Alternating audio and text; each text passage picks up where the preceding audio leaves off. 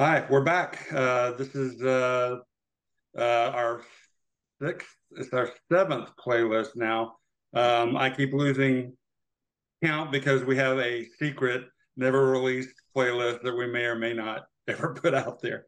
But yeah, so this one is, I guess I've tentatively or maybe for real titled In the Mix. And basically, the point is that back in the day when we used to make these mixtapes, we would come in, everybody would just grab a stack of records and show up, and then somebody put one on, and then while that was playing, whoever's next had to leaf through their records real quick and figure out and get their song on. And believe me, we didn't have much tolerance for wasted time there. So, yeah, this is basically trying to do that, in these modern methods. So we don't have a theme. It's basically I went first, so I put a song on, and then Jose was after me, and then Dave, and so on and so on. So without belaboring that point, my first one was Tom Petty. The song's called Fault Lines. The album's Hypnotic Eye. I don't think that was his last album. He may have had a couple more in there before he passed. I had really I'd kind of lost. He's one that I hadn't really paid attention to for a while, and then, after he died, and I got onto some of these streaming services, I downloaded some of his music or whatever, started streaming it, linked to it, and he. This is one of them that really I liked. I think I remember the first time driving to work early in the morning before the sun comes up, and this song comes on, and it's kind of it's not too loud and boisterous, but it does have kind of a steady, kind of quickish beat, and it was just perfect for that moment. And so then I listened to it for several days, and I think fault lines. We all have fault lines. I definitely have a few of my own, and it's a good song. I wish I'll have to check out more of his stuff. I hope there's more stuff like this out there that I haven't heard. But anyway, that's it for me. I thought it was a great start to the mixed playlist that we did here. I'm a big Tom Petty fan, but yet it just goes to show you that I knew a lot of his stuff, and I'm like, nope, never heard this one. And so I'm glad that we're doing this because it's like, wow, this is another song, another album, another track that I didn't even know existed, and it's way cool, and it's way Tom Petty, and I miss him. I miss Tom Petty, man, because that dude could. He cranked him out. I think he was a little underappreciated. I know maybe the pop world or the rock world or whatever has gave him all the accolades that he needed and everything. But I still think that maybe at least maybe I underappreciated his body of work that he did. And this is just another great example. Fault Lines. Excellent song, excellent choice. Way to start the mixed playlist. And like I said, I've listened to this playlist about 4 or 5 times, and these songs are just growing on me. Every one of them. You're gonna hear a common theme throughout, but this one just grabbed me right away, and really enjoyed it. So thanks, Mike. Oh yeah, this is a. I'm going to echo that sentiment about this is a great way to start a mixtape for sure. It really gets you going. It jumps right at you. Of course, we're all big Tom Petty fans. It's like Dave said, sometimes he's underappreciated, even though, he was in the Traveling Wilburys. He sang out with Bob Dylan, all the greats. And of course, so, to have a song like Dave said, a song that you've never heard or have heard rarely, I don't think I've heard it at all. And I love the message about, like Mike said, we all have fault lines, fault lines underneath. We all, it's the old duck analogy where you're pedaling, vigorously underneath, but, you're calm on top. Same with fault lines. We all have fault lines. We don't show them all the time. And on occasions, they hit you and rock your world, so to speak. Pun intended, I suppose. And so I thought it was also a great message, not only a great song. So to follow that up, initially I was going to go with a completely different song, but I went with Red Hot Chili Peppers because I feel they have the same kind of vibe, so to speak. I don't know if that comes across, with with Tom Petty and this song, Danny California. My relationship with Red Hots was, and I wouldn't say I was late to the party, but I never really truly got into them till actually Californication, and that was actually an album that was like, oh, they've sold out, they're done, this is it, but I was like, I really love that album. I think that's such a great album. I know a lot of people don't think it is, but I think it's, and then they followed it up with Stadium Arcadium, and so of course I bought that, a double album back in the day, I suppose, double CD, I suppose, and I loved all the songs on that, and I thought this song kind of fit in well with the Tom Petty song. And you know, like I said, it's the vibe, it's the feel of the song, so that's the main reason I chose that song. Yeah, a good choice. I kind of, my fandom of them, the album that had Under the Bridge, that's where I had heard of them before, like they did Higher Ground by Stevie Wonder and some other stuff back then, but I didn't really get into them until probably when a lot of people got into them. And then my attention kind of waned, and they put out this record, One Hot Minute, which there's not as much stuff that was on the radio, but for some reason, the time of my life, that really resonated with me. And then it kind of fell off again. And this is kind of back when I started listening. I think I got a greatest hits. Please excuse me. I got a greatest hits record instead of getting, checking more into the fullness of each recording. And this one was on there. And I remember hearing it on the radio too. I like it. They're still kind of doing that kind of, I wouldn't call it rap, but kind of rhythmic kind of thing that they did a lot more early on, and it's nice to hear. Yeah, there's not much else I can say about it. I like it. Yeah, I'm not a huge Red Hot Chili Peppers fan, but I have dabbled in them, and kind of like you said, greatest hits and some of the stuff that got a lot of airplay and that type of thing. So I've always liked their sound. I like how unique and different they are, and the upbeat, mostly positive, upbeat stuff that they sing about. And so I thought it was an excellent choice. I think Mike and we even talked about this when we did the recording. But at the very beginning of this song, with the licks they were playing, it sure sounded like they were going to, it almost sounded like Last Dance with Mary Jane, that Tom Petty song. It had a similar kind of start to it, like, oh my, oh hell yeah, time to put on that body. But then it kind of went in a different rap kind of thing. But it was a great fit. I have to give you two credit, because this is one of those, wow, that was a great song. Wow, that was a perfect choice. Right after that, just flowed right into the thing. So I appreciated it. And then it was my turn, and I'm like, okay, well, I've got to come up with something that, and I didn't know where I was going with it. And that was the beauty of this mixtape, is I didn't prepare. We weren't gonna do that. We were just gonna start pulling out. Oh, but for the audience, what we did do is, this was our 7th playlist. We said you cannot use any other previous artists that we had done already, and that was quite a big collection of people. We'd used several of them multiple times too, or each of us had duplicated each other quite a bit. And so this was one where we just said, all right, let's keep it fresh, new stuff, nothing that we had duplicated in the past. And I think that's what made this mixtape so fresh and so good, was because we weren't going back to our tried and trues, each one of us, going, I got to put on a Jared Jeff Walker, or I got to put on a Grateful Dead song, or I got to do a Talking Heads, or whatever our go-to was.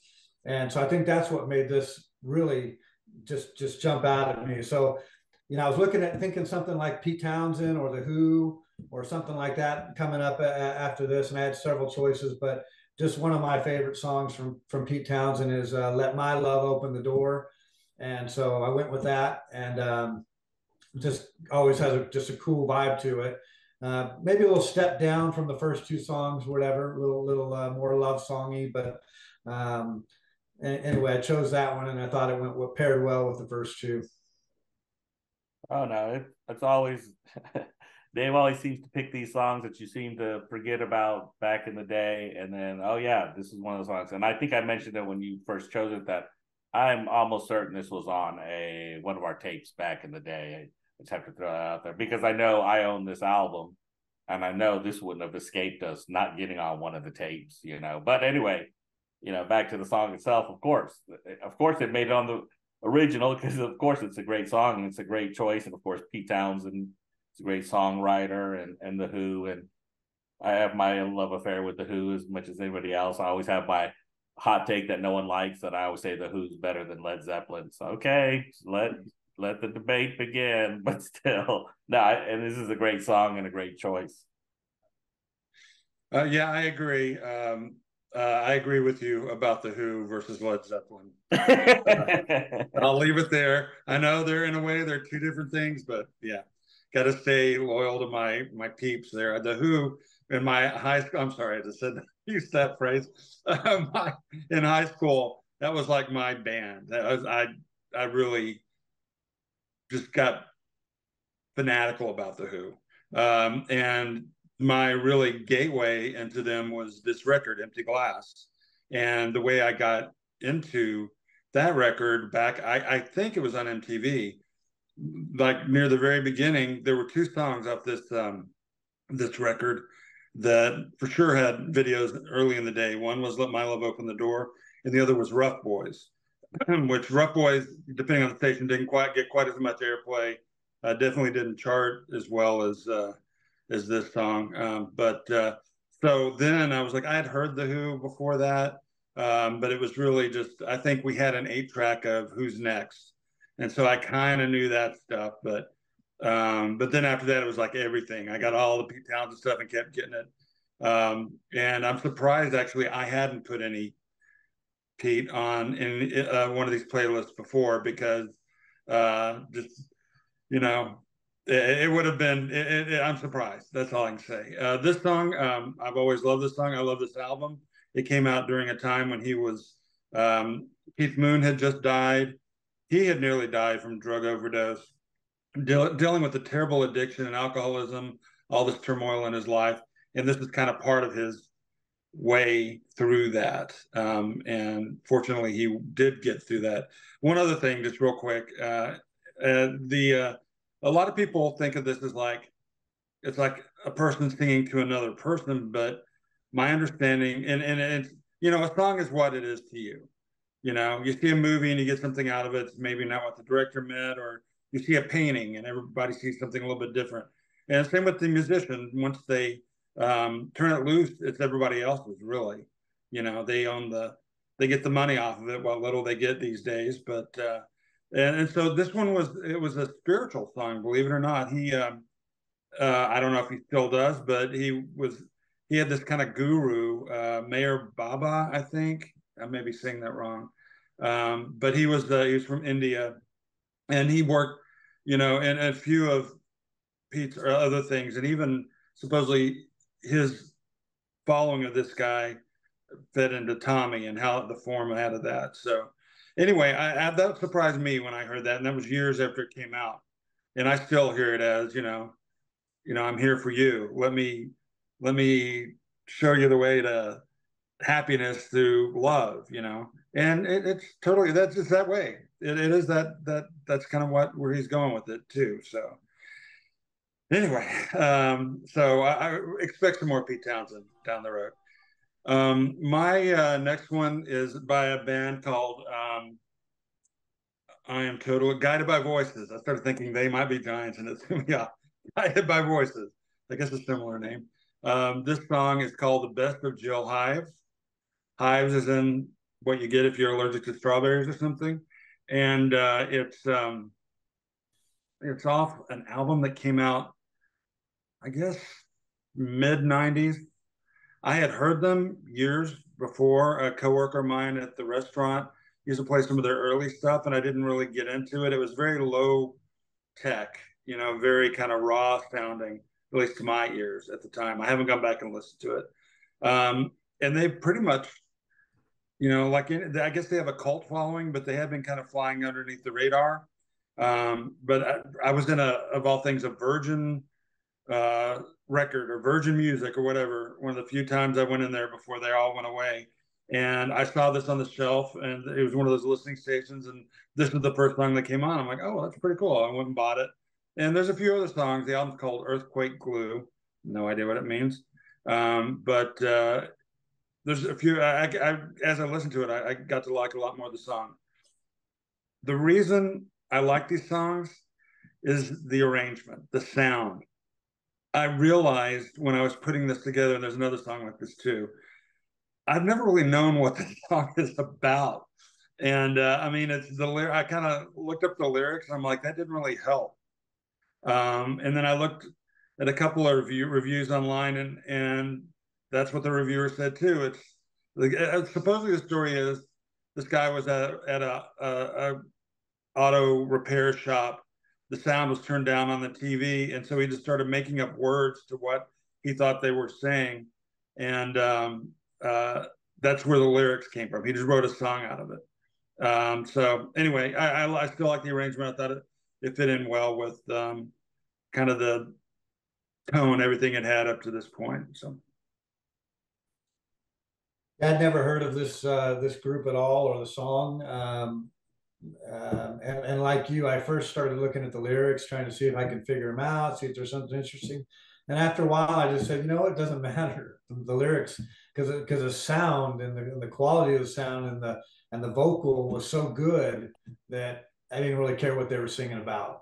Right, I just like the way it starts out, that cool bass vibe at the beginning, and I just yeah, it just felt like a song I knew, like, and even though I didn't know this group, but I could just the genre and the type of music that it was, I just went, yeah, I know this is right in my wheelhouse. Even though again I'd never heard the song, never heard the group, and I think that's a testament to a good song too, is when you can first hear something and just go, I don't know who that group is, I don't know what that song is, but I like that, you know, and I gravitated towards it right away, and so I thought it was a great choice. Yeah, I find it funny that I think we all have this similar experience where the song is really good, and then I am guilty too of looking up the lyrics and going, "What is this song about?" Because I think we all like to focus on lyrics at times and the stories being told, and sometimes when they're clever, they don't have to even tell a story or be deep or heavy thinking. But if it's clever and it's smart and done right with the arrangement, it's a great song. And this is a prime example of that. So I'd heard of them, in the mid-90s. They had there was a little wave of these kind of groups, kind of like Afghan Wigs, that kind of stuff, where it was kind of in the middle there. But I never pursued anything by them. I think they've had a splash in some movies or something like that. So, like Mike said, I think they were under the radar. But it's like Dave said, the song is so fun to listen to, and a true testament was I've got to know what this song is about. And people like us who enjoy music, you go out and investigate it. It's funny that we all I got to look at the lyrics. What's going on here again? Because you're like, what, best of Jill Ives? What? Wait a second. What is he saying? And so yeah, I think that's a testament to what the song was. It's a really good song, and I have to check out more. Moving on to the song that I picked because it just found the same kind of groove to it. It was Charlie Don't Surf by The Clash. A lot of people know the song. I'm not into punk. I'm not into punk rock. I can understand it, and I enjoy it. And I wasn't even introduced to obviously everyone knows who the Sex Pistols are and that whole wave as well. But I was never into The Clash early on, or really part of that. Obviously you knew the hits and stuff like that.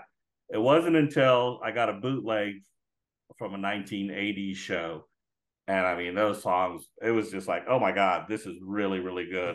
As opposed to, and people know this, the Clash albums aren't really the greatest albums in the world, and this comes off Sandinista, which is just an overproduction of a triple album, no less, of just a collection of songs, but compares nothing to a lot of what if I recommend The Clash, I recommend it live, go live. And obviously they have some great songs, the hits, Rock the Casbah, but they're so much better than that. Obviously, I'm not telling anyone anything different, and this was one of the songs I picked.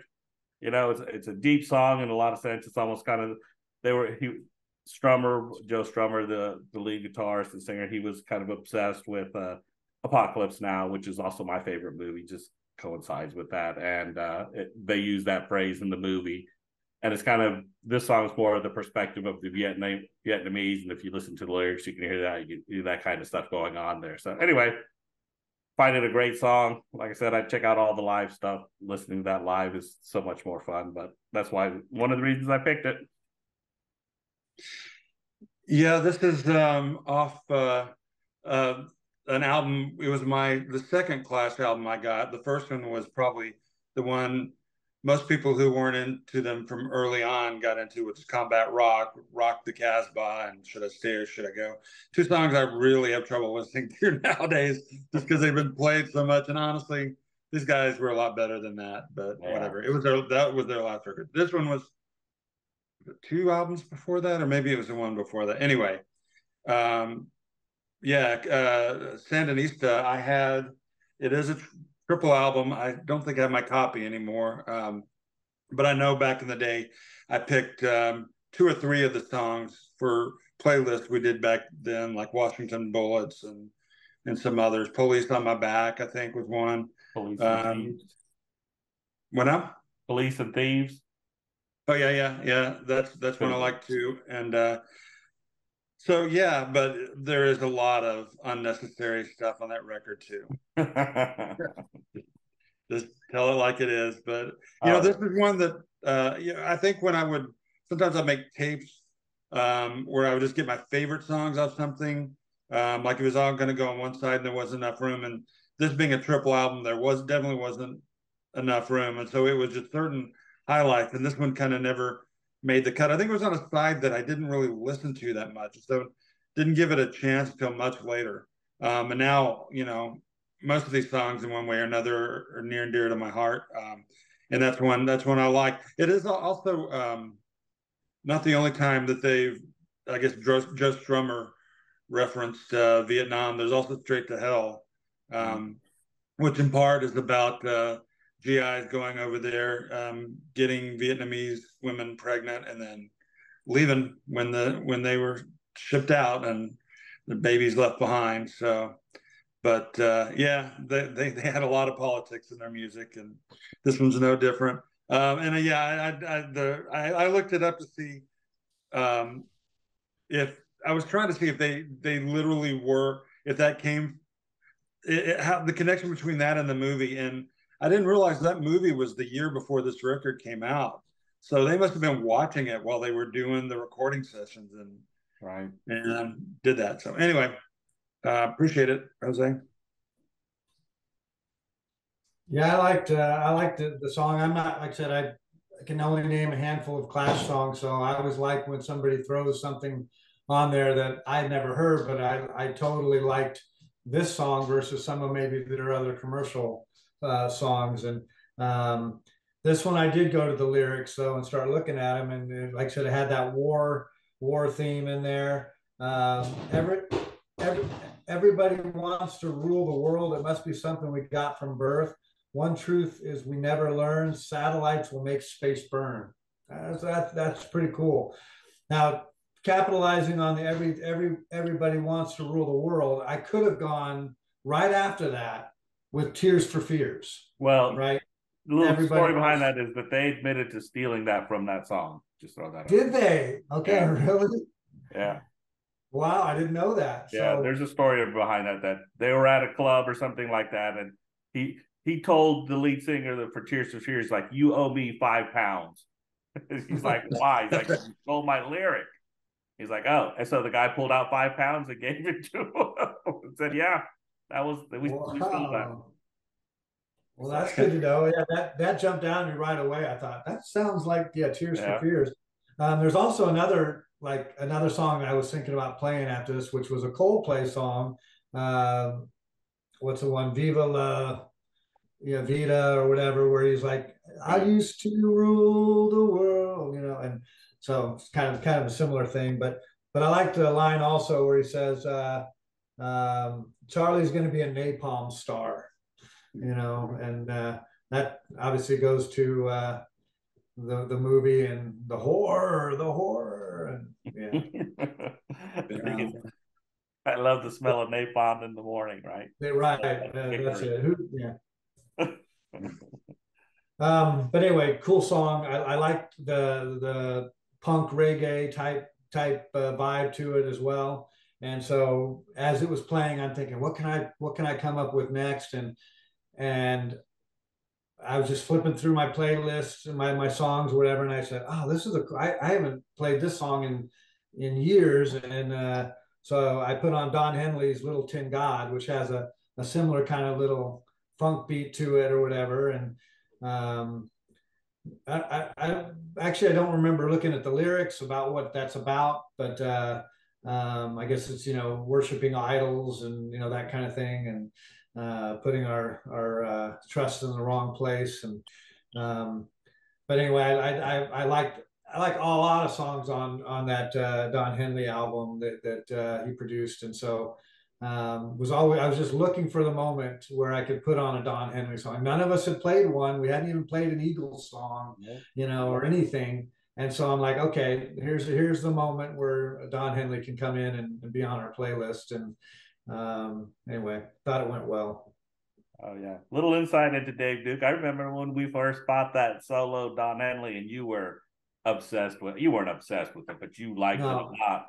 Right. And I knew from then on. And then we played that song, "An Unclouded Day." That's a good one too. Yeah. Right, and it's on one of our tapes, and I was like, "This is one of the best songs ever." I knew Dave loved that album and loved Don. Was that on? Surprised that this made that on where? Was that on Where There's Smoke, There's Fire? It's on his first solo album, Dirty Love. No, I mean on our tape that we did. Oh, that could be. That could be. Yeah, but anyway, that song fit right in. I always loved that song, and then so I wasn't kind of surprised that you picked something similar to this. So, and it's a great choice. I thought about, since we haven't even played a Genesis song, which is just amazing, that I thought about putting the Genesis song about Jesus, but I did not. After this song, I thought, oh, that might fit right in there, but it's not one of my favorite Genesis songs, so I did not pick. So, but I thought it was a great choice, and a lot of fun with that song. And I like Unclouded Day. It's a pleasant surprise to hear it. It almost sounds similar to that. So, yeah, I used to be kind of obsessed with the Eagles for a while. Then Don Henley solo. He had another record, Building the Perfect Beast, that had Boys of Summer and a bunch of other songs I liked. And this one, it was just like he took it up another level, the quality. I think Bruce Hornsby plays on at least one song on this record. But this song in particular, I remember hearing it. Didn't get a lot of airplay, definitely not on the pop stations, but more album-oriented rock, you'd hear it. And I just remember liking the sound to it. And then I could really relate to his commentary about. I took it in part to be about, and different verses may mean different things, but I took it to be in part about like televangelists. That talks about dark hotel rooms, Jimmy Swaggart and that sort of thing. And I'm sure there's a lot more to it, but you don't have to bow down to these little tin gods. And they talks about the man in the middle. Why not skip the man in the middle, go straight to the source. There's one other part, is a cowboy named Jingo comes riding out of the West, saw there was trouble. Nobody knew what he was talking about, but they liked when he said, "You people are the best people," or whatever. And maybe I'm reading something into this. I don't know. The word jingo, I think of jingoism, which is like American exceptionalism to the point where you really, America first, America only, whatever. And so I was thinking, well, how that would apply here is maybe, going out and civilizing people, no matter what, around the world, no matter what faith they had, with what you think from your country and your background and your beliefs, they need to be believing in, because of course they can't think for themselves. So that's kind of what I read out of that. Maybe it's too much. It's just jingo. I'm not sure where else that would come from, but anyway, all that aside, I like the I like that song. And my next one, I kept going with the God thing, though I guess a little more irreverent. The Pogues, If I Should Fall from Grace with God. And they're not really, it's not so much about God as the falling from grace and I guess being okay with it. I don't know about the whole band, but the singer, he's quite the drinker. He's still around, but yeah, a lot of their songs, these Irish songs about crazy drinking and other stuff. Then they have a lot of other great songs that I'm going to put on sometime that are more, deeper issues. This one is just like basically, um, if I burn my candle out quickly by the way I live, well, just accept it and let me go. That's how I hear it. But even more than that, I like the sound of it. I like the.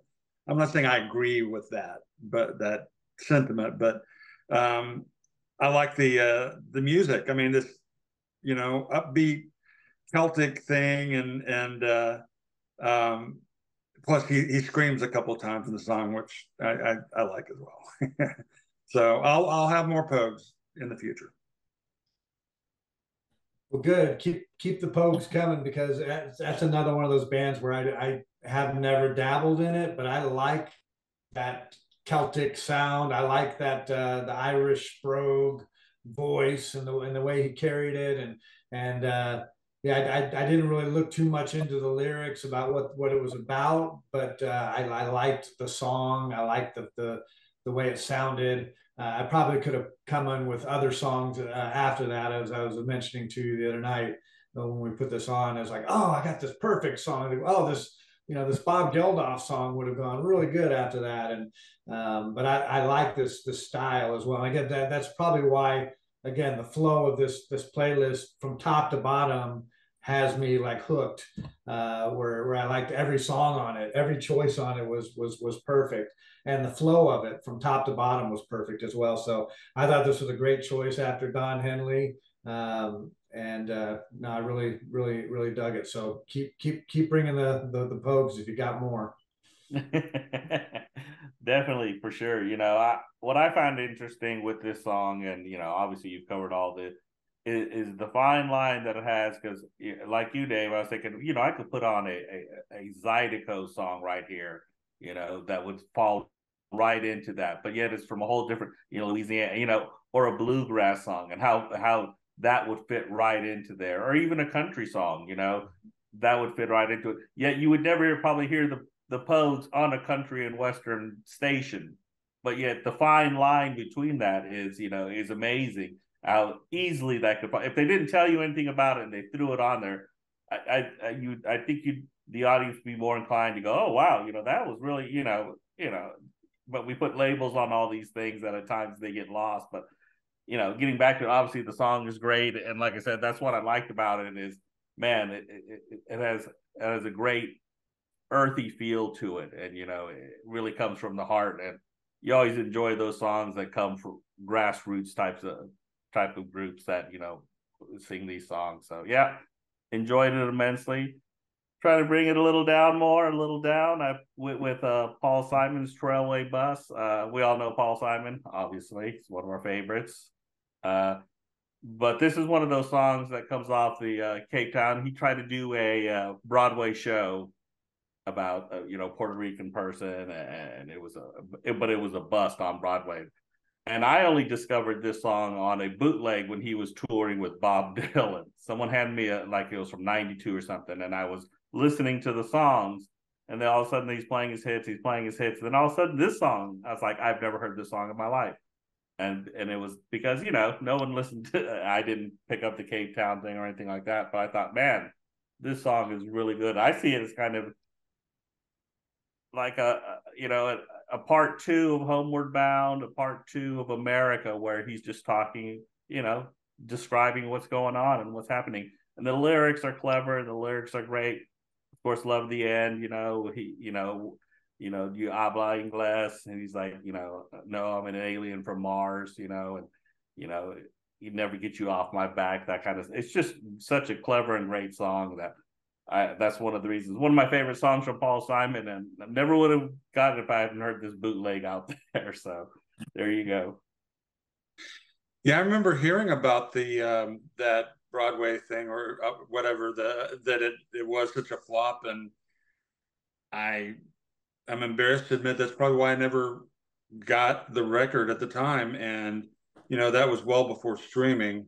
Well, maybe just beginning streaming, but so I didn't know this song at all before you put it on here, and I'm glad you did because this is something I should give another chance. I'm curious about the story now because there's obviously some references to things that happened earlier in the story, like a stabbing or something like that, and he sounds like he's fleeing from somewhere or he's just been released from custody or I don't know, but he's like getting out of there, heading, and he goes to Dallas, and then on to I guess Arizona. I don't know if he goes beyond there, but yeah, I agree with you. I thought about that too. Kathy and whoever Paul Simon's character was in America on the bus, looking at the other people around him. That really resonated with me. And then I made that connection too. But yeah, I like the song. I'm really surprised I hadn't checked it out before because he has other, like Hearts and Bones maybe wasn't his best known record, but there's maybe not his best record, obviously not. But there's a couple of songs on there that I just happened to take the time to listen to and like, oh, these are good songs, including the Hearts and Bones, that song. And this is a prime example, and I definitely have to go back and check it out. Yeah, this song blew my mind because I'm a huge Paul Simon fan, Simon and Garfunkel, all of that. And again, we just lose track of what they're doing the last 10, 15, 20 years, right? And or even more recently. And so I hadn't heard this song, so it was new, it was fresh. And like Mike said, it invoked America, or like you said, Homeward Bound, something like that. And the line of yeah, it's like on the bus. So in America, laughing on the bus, playing games with the faces.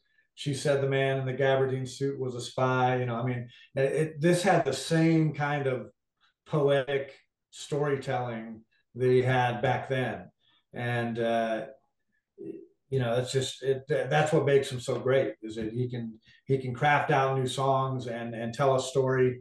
I was listening intently and pulling up the lyrics and looking at the lyrics, and wow, he's coming across the country, and then he's in Texas, and then they're at the border and they're hassling him, and and he's just the whole part of that was just way cool. And like I said, I'll probably have to go and look at what album or we say album now. I guess it's not an album, CD or not even a CD anymore. Whatever it's out on now. I need to probably go look at the rest of his work. I thought it was really cool, and I liked how after we'd already kind of had the vibe and doing the stuff with the songs, it's like we came down and brought it down to that. And I said, okay, well, I think this is a time for me to keep it down. And this song just popped into my head. And we're talking about, in Texas and Arizona and all that. And I said, there's a song by James Taylor that I know. And that's where I said, this is the time to put it on. It's called Enough to Be on Your Way. And it's a slower song by James Taylor, but similar in feeling. He talks, it kind of tells a story about this girl he met and how she got hooked up with last time that he saw her, she was with some brown-haired cult gang or whatever they were traveling in her Chevrolet, and same kind of Americana feeling that is invoked by Paul Simon. And then, but again, I like the tune. I like the message of it, and again, I guess that's all I can say about it. It's just it's a song that I've had in my head and I've had in my heart and for a long time, and then it was just like, oh, now's the time. Now's the time to put it on this playlist, and hopefully it was the right time. Oh yeah, this fit right in there. I felt, James Taylor, you can't really go wrong. You really kind of turned me on to James Taylor. I remember us finding gems on a lot of songs from James Taylor on a lot of those albums that a lot of people didn't listen to. One of my favorites is that hardly anyone knows is Money Machine, that song. And it was on a tape, and that tape got worn out because of that song. And this is another gem that you find here with James Taylor, and like you said, it feels the vibe of Paul Simon. Two great American songwriters given a different perspective on a different slice of life, so to speak. And I kind of noticed this along with a lot of our songs. We tend to have songs with slices of life, and a story that's told. So, I think we kind of all fall into that pattern, one way or another, mainly because they're great songs and great song lyrics. So, and, this is another example of that. Yeah, I there's two songs on here I believe that I didn't know before this. So I can't really say of all the songs, that I've learned about today, this is my favorite, which is true. But I think probably on here, it's the one that I really like the most. Again, taking for granted that I knew some of the others and liked them as well. It's just such a beautiful song. I mean, I'm a sucker for whenever a song goes from major to minor, or something like that. It goes off onto that. Suddenly he's just kind of it's more serious. It's something you need to pay attention to. It's in this case sad because it's about somebody. It's framed around a funeral, I guess, or at least it starts at her funeral, and there's some other references to that, and but it is such a beautiful song. It really is. And I wonder if this is, I don't know if you know this, Dave, or not, don't want to put you on the spot, but if this is actually based on somebody he knew. He also talked about, excuse my language, a fucked up family at the funeral. And so is this maybe a relative and other members of the family? Sure, but yeah, I mean, his Fire and Rain was about his girlfriend Susan, I guess, at the time, who committed suicide. So he does write a lot of introspective, personal songs. I wouldn't be surprised if this had roots in something with his family. Yeah. Well, I can't thank you enough. I mean, thank you guys for everything you put on, but this one just really. Whenever I've been playing this playlist a lot too, probably more than any of the others. And when this one comes up, I'm like, oh, good, turn it up. Yeah, so talking about fitting in with the themes as we go from song to song and kind of maybe bring it down a little bit. Well, I chose the next song because I wanted to get a female voice on there somewhere. And I kind of was scrambling at the last minute, so I was thinking I had a few in mind. And so I chose St. Vincent. I think her name is Annie Clark, I believe. She was born in Tulsa, but I grew up in the Dallas Richardson area. I actually went to Lake Highlands. If you're anybody from the Dallas area or been there, familiar. And so she's her earlier stuff. This is kind of in the earlier part, I guess. I'm sorry to say the name of the song is Black Rainbow, and St. Vincent is her stage name. Her earlier stuff, I don't know. I was gonna say it's more traditional, but that's not even true. I mean, she's always kind of going off in angles and having some jarring guitar stuff, yet then these beautiful arrangements, and she's I think the guitarist on all, if not most of her songs. And so this one, I remembered how it began. Well, I already knew the whole thing, but it seemed like that it kind of starts out mellow and there's some woodwinds and such, and it kind of and piano and it kind of builds, but it starts out kind of like that.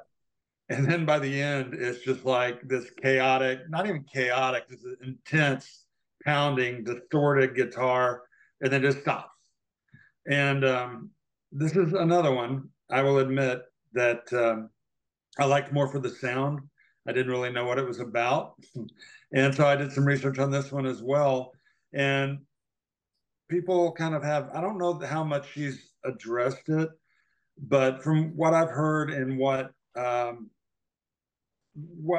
heard in the lyrics as well, I think it's about a person who has been just like not ground down, but they've been having to keep their emotions inside, and they're whether it's an abusive situation or a result of how they were treated in their childhood or whatever. Now in this kind of maybe middle class, nice little house, whatever. And it's just building and building, and then the song it just busts loose. It's just like she's heading towards this breakdown or whatever it is. She talks about the neighbors and yelling. So hopefully she didn't do something to the neighbors, this character, but I still like it. And I know it put a big kind of angle there. So can you really go with mellow after this song? But I stand by it. I thought it was different, eclectic, but way to go, Mike, because you did it again. For one thing, this could have been on Strong Woman, our playlist, and this was the only female artist or singer at least that we put on this playlist. I don't know if we're just subconsciously not giving the women their props or whatever, but this was the only one on our playlist, and I thought it was at the right time too. Again, the ending was kind of weird how it kept building and building and building and building, but I kind of like that. To me, that's like it reminds me of some of the stuff like that Moody Blues would do or something like that, where they would do some weird, crescendo thing at the end and keep building on it. So I like the song a lot. But before I let Jose go on, I want to go back just real quick. It's the beauty of the internet. We can look it up quick. That last song, Enough to Be on Your Way, was inspired by James Taylor's brother who passed away. And they went to the funeral for that. His brother Alex, who passed away in '93, and was actually on James Taylor's birthday that happened as well. They passed away on his birthday. And so anyway, to put that in context, yeah, it was a very personal family thing about the funeral and everything. I think even at the end where he says, I got up and put on my trousers, I put my big boots on, I got to just keep going, and stepped out on the mesa and I stumbled on this song. I thought that was touching too. So he probably didn't intend to write the song. It just came to him. That's what great songwriters do. They're able to take songs about their life and give it meaning and put it out there. But again, I did like the St. Vincent. I like the Black Rainbow tune. Never heard of it, but good on you for putting the female voice into our playlist.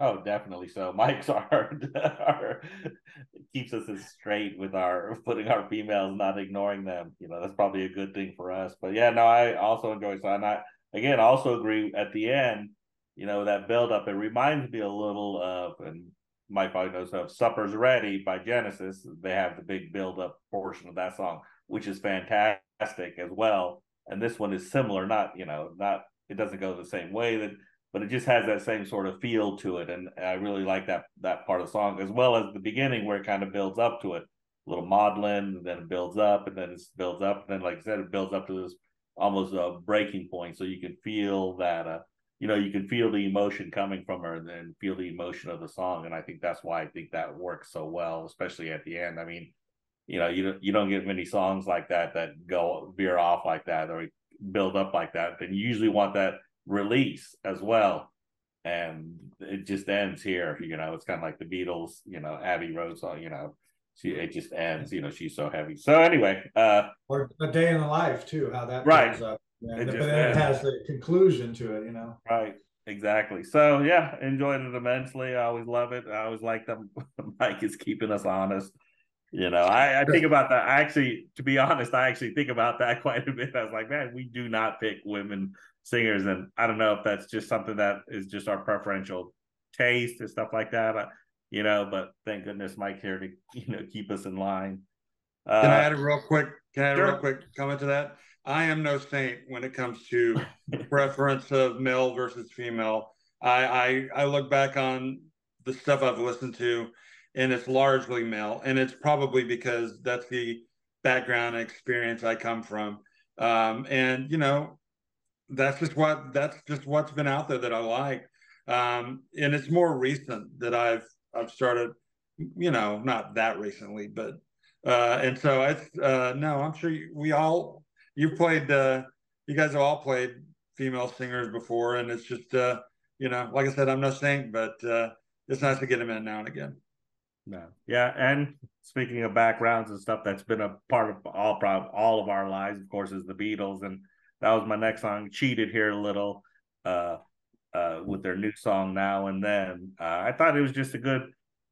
It just is a good. First of all, I have to admit that I get a little emotional watching. I watched the making of it. I watched how they did it. I watched how they used AI. I watched how they used the thing. Whether you agree with that or don't agree with it or anything, I thought it was a fantastic idea. You could always, well, does Paul McCartney need more money?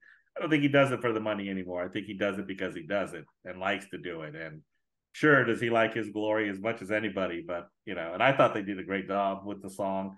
It does sound, it's you don't want to say it's almost a cliche Beatles song, but it is a Beatles song, the way he forms it and shapes it. Because Paul McCartney knows that sound, obviously, and since he's at the forefront of it. But it was fun to watch, and it's great lyrics. And again, you're like, oh my God, the Beatles.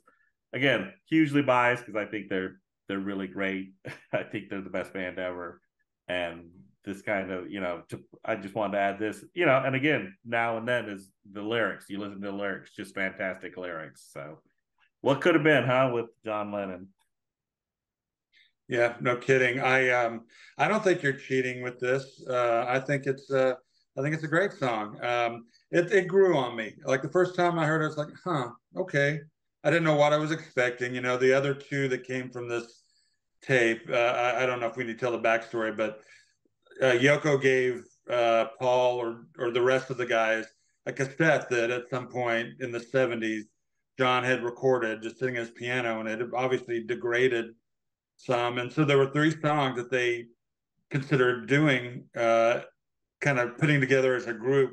The first two were back when they were doing the anthology, and all three of the remaining members were, they were still alive. And it was Free as a Bird and I'm going to blank out here. Real Love. Yeah. So, yeah. And so I didn't know what I was expecting. I heard this. And initially I was a little slow to pick up, but I don't know why, because it's a great song. They definitely had to do some. I have not seen the video, but they definitely had to do some more work on this one, from what I've heard. The recording was not nearly as good as the others, and that's where the AI came in and gave them the ability. They scrapped it before because I think George was the one who said we can't hear what he's saying. Yeah, it was George. It was George who said that, right? He didn't want to. He said we can't do anything with this because they couldn't separate the piano. You couldn't really hear the lyrics from the piano. They didn't have that ability. So right, and they're fortunate though that they at least started fiddling around with it, because they had guitar parts from George from back in the day they were able to use. A couple other real quick things. I know when even the earlier ones, the other two I mentioned, the vocals weren't perfect and they didn't have this technology. And so what I remember hearing about it is Paul would sing along, like trying to keep exactly where John's words were to bolster his voice. And in this one, I feel like I could hear a couple of parts. It sounds like almost all Paul, even though it's like in the middle of a lyric that John is singing. I was interested to hear that. And I've listened to it a couple of times and I think that's what's happening there. It had faded out to the point that all you hear is Paul for just a split second. And the other thing is, and correct me if I'm wrong, and maybe this is in the video, it really sounds like they used a section of the harmony on Because on this song. It's like, just listen to it. It's like later, I think around the solo, where there's this harmony, and it sounds so much like Because. And that had them all on it, so that would anyway. Yeah, thank you. I liked it. I don't think it's cheating. A couple of other things, yeah. So you mentioned, that it was off a tape from, the late '70s or whatever it was when he had recorded it. And it could have been on his Double Fantasy, album as well when he made his comeback and right before he was killed. It could have fit on that album as well if it wasn't a Beatles song. If it didn't become that, it could have just been something did because of the vocals that he provides are so distinct with any John Lennon song. When it's a John, they're all Lennon and McCartney, but when it's a John Lennon one, and when it's a Paul McCartney one, based on the styles that they have, and that's what makes them so great. I also heard or read or something that recently that part of the reason why they couldn't do what they did is they did not have the technology, as you mentioned. But they said that when Peter Jackson, who did Lord of the Rings, but he also did the Beatles documentary, The Let It Be. Let It Be. Yeah. And it was during that he was able to, like when they had all the tapes and stuff that they had, he was able to go, oh, there's all this background noise, there's this going on, there's this going on, and he could focus it down so you could hear what they were saying, even if they were off in the corner. And so he kind of was a pioneer in working and being able to split those things into different tracks and be able to separate the piano from the vocal and that kind of thing. And so it wasn't possible in the late '70s to do it, or even maybe when George Harrison was alive and they were still trying to mess around with it. It came after that when Peter Jackson was doing the documentary. That he was able to figure out some of that technology. So way cool that we have that, and that they can put together an old song and make it sound new. So that was cool. We all like the Beatles, and it was amazing that none of us had put any Beatles on, one of the greatest bands of all time, and yet. Well, I think the problem with that is that we probably used them. We think we've all used them all, and of course, I think it was kind of almost taboo to, oh my God, don't put another Beatles song on there. Because initially the song I was going to put on there was from Flying from Magical Mystery Tour. You'd never use that song. It's a rarely used song. And I was like, oh, I should use that. I love that song.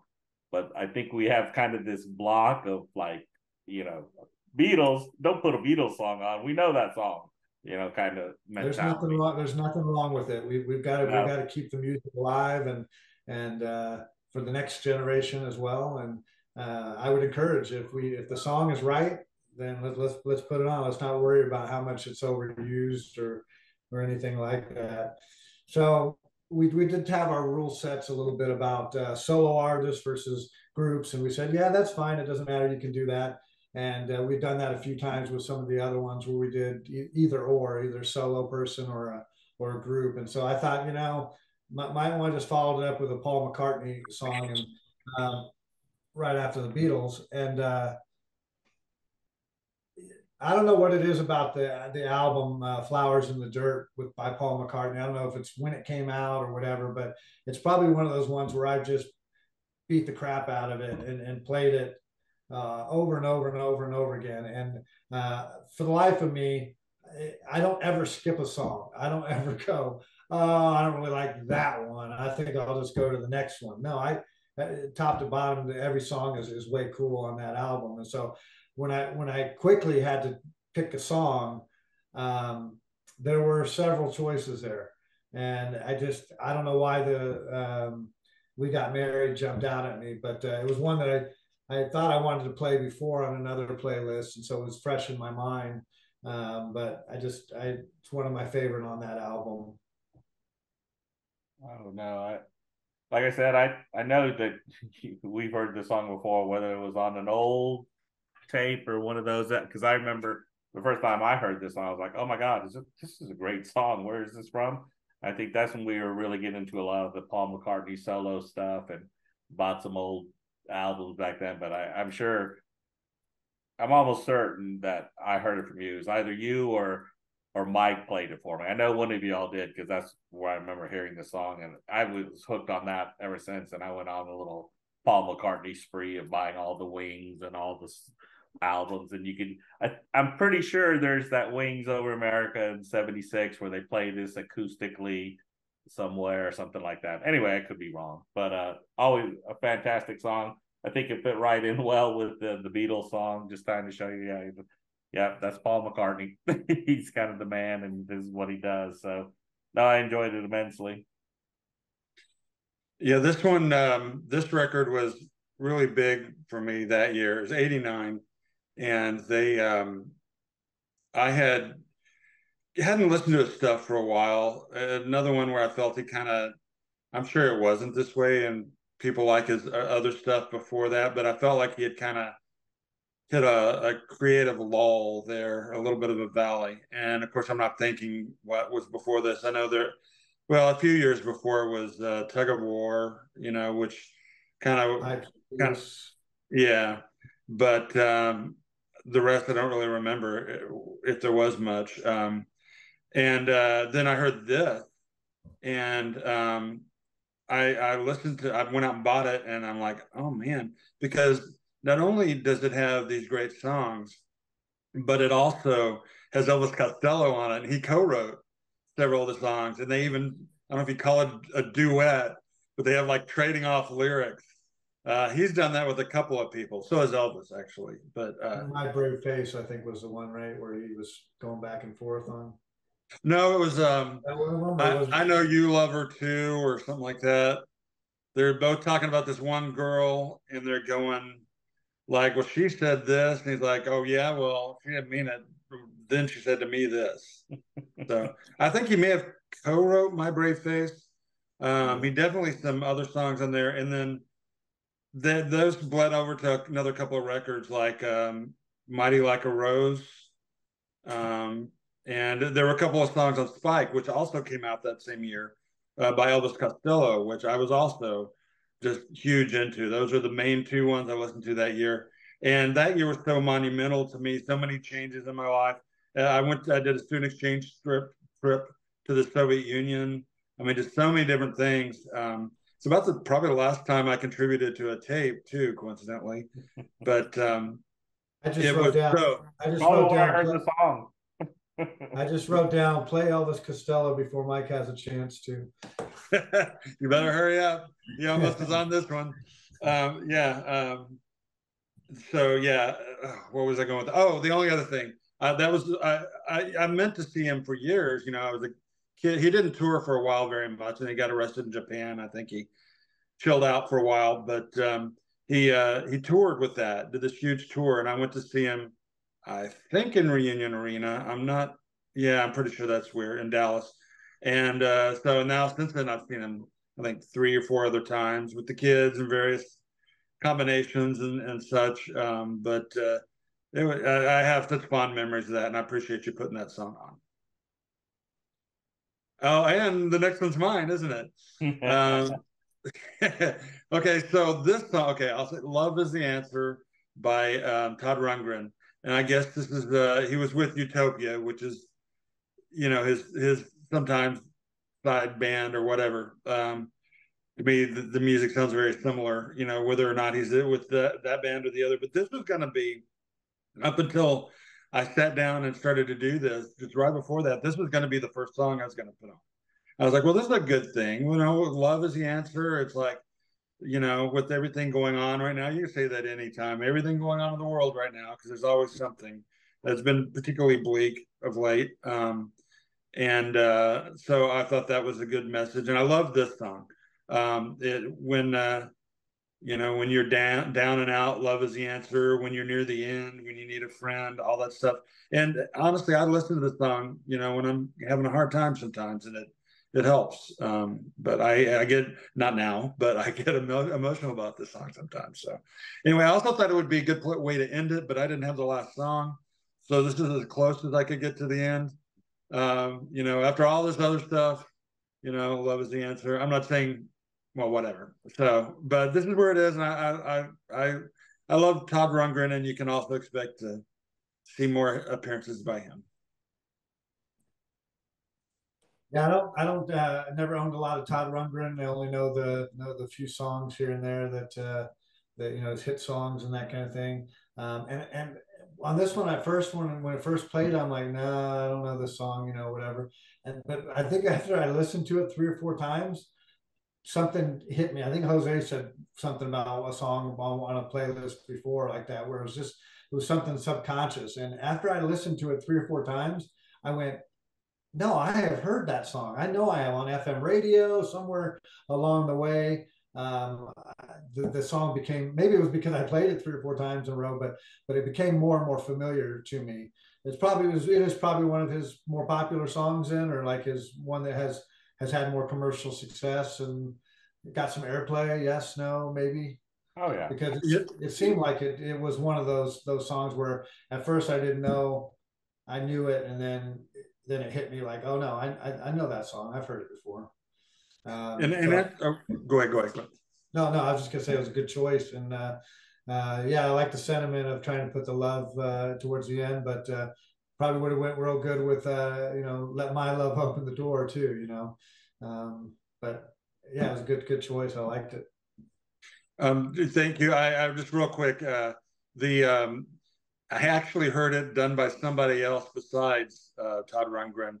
I know it was a '70s band, and I'm sure it was out before this, but they covered it, and they did get a lot of top 40 airplay. Frankly, I heard it on a American Top 40. I think it was England Dan and John Ford Coley, somebody like that. Well, maybe And that's where I heard it. but yeah, it may be, but It is that's just, England Dan and John Ford Coley, and I yeah. See, listened I to a know lot of their songs my like '70s please, cheesy pop. yeah, please come to Boston and all that kind of stuff. Yeah. Yeah, yeah. So that yeah, but I think this is far superior. I think it did come out before their version, so I think he owns it, and I'm just going to disregard that other version. Yeah. Okay. No, I saw a documentary on him.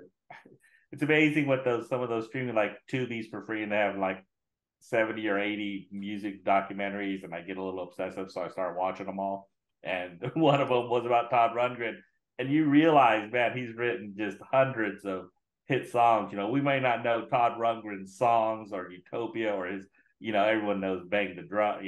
Just want to bang on the drum, but he's written if you look it up, he's written hundreds of hits for other people. He's a prolific songwriter, and obviously this song is so beautiful. Obviously that had to be a hit with somebody. It's just such a beautiful song, and it's just, when you watch that documentary, you realize, man, and people, just praising him all over the place. All his peers are praising him. So yeah, I'm sure we'll get a lot of Todd Rundgren or people who, recorded his songs, or, and things of that nature. So just a great song, a great, beautiful song. Initially, I have to admit, I was like, and then, but it's like Mike says, or Dave says, some of these songs just grow on you, and then you start listening to them more and more, and then all of a sudden you're like, oh man, I'm this song again. I'm glad this song came on. So, and then I went with Santana, and I just went with Santana because we had you Santana, and I went with a rare song called Esperando, which means waiting in English. And the only reason, again, here's one of my bootleg discoveries, is my little brother. It's not a bootleg actually; it's a live album called Sacred Fire, and it came out in the '80s or something. And for some reason, this song came on, and man, I fell in love with it immediately. Maybe because obviously it has Spanish speaking into it, maybe, but I just thought it was a fun little song. And, if you've ever seen Santana, it has that same kind of vibe type of, seeing Santana and the songs that he does and stuff like that. So this is one of the reasons I picked it. No great song. It's not Santana's greatest song. It's not his greatest work. It's just a fun song for me to listen to. I love listening to it. I never get tired of it. So that's the main reason I put it on.